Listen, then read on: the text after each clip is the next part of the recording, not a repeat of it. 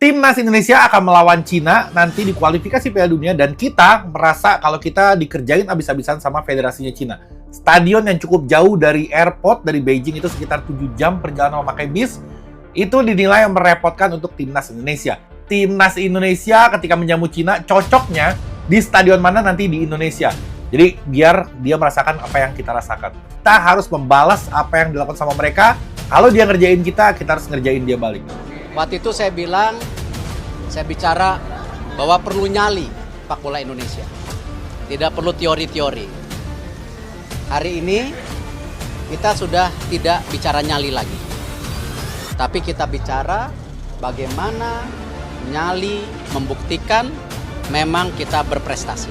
Harus kita buktikan menjadi kemenangan bersama.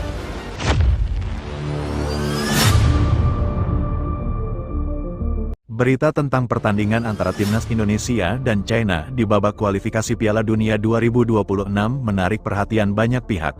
Pertandingan ini bukan hanya soal adu strategi di lapangan hijau, tetapi juga tentang bagaimana kedua negara mempersiapkan mental dan fisik para pemainnya. Menjelang pertandingan, isu mulai merebak tentang langkah yang diambil oleh China yang menempatkan pertandingan di stadion yang jauh dari pusat kota.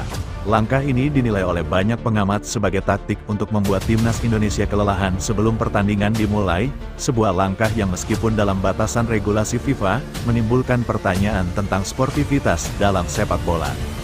Stadion yang dipilih berada di wilayah yang terpencil, membutuhkan perjalanan panjang dengan transportasi yang tidak selalu nyaman. Kondisi ini jelas mempengaruhi kesiapan fisik dan mental para pemain Indonesia.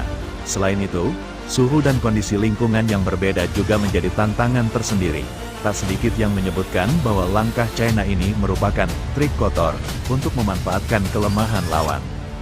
Namun, Indonesia tidak tinggal diam. Langkah balasan yang bijak dan elegan tentu menjadi pilihan utama. Pertama, Indonesia bisa memastikan bahwa para pemainnya tiba lebih awal di lokasi pertandingan, sehingga mereka memiliki waktu yang cukup untuk beradaptasi dengan kondisi setempat. Selain itu, tim pelatih bisa mempersiapkan strategi latihan khusus untuk mengatasi kelelahan akibat perjalanan jauh dan menyesuaikan diri dengan suhu serta ketinggian tempat yang berbeda. Dari sisi psikologis, tim juga bisa menggunakan isu ini sebagai motivasi tambahan. Para pemain bisa diarahkan untuk melihat kondisi ini sebagai tantangan yang harus dihadapi dengan semangat juang yang tinggi. Justru dengan adanya upaya menjebak seperti ini, tim bisa semakin solid dan fokus untuk membuktikan bahwa mereka mampu mengatasi segala rintangan. Balasan yang paling efektif tentunya adalah dengan meraih kemenangan di lapangan. Jika Indonesia berhasil memenangkan pertandingan meskipun dengan kondisi yang tidak menguntungkan, hal ini akan menjadi jawaban paling elegan terhadap upaya China. Kemenangan ini akan membuktikan bahwa kualitas dan mentalitas Timnas Indonesia lebih dari cukup untuk menghadapi segala bentuk taktik yang kurang fair. Selain itu, Indonesia juga bisa melibatkan diplomasi sepak bola, dengan melaporkan secara resmi kepada FIFA tentang lokasi pertandingan yang dipilih oleh China.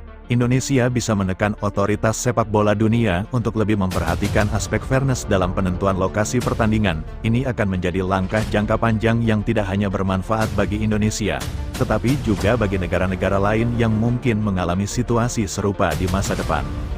Akhir kata, kemenangan di lapangan dengan segala keterbatasan yang ada akan menjadi balasan paling manis dan bermartabat bagi Timnas Indonesia. Sebuah bukti bahwa dalam sepak bola, kejujuran dan kerja keras selalu akan mengalahkan segala bentuk kecurangan.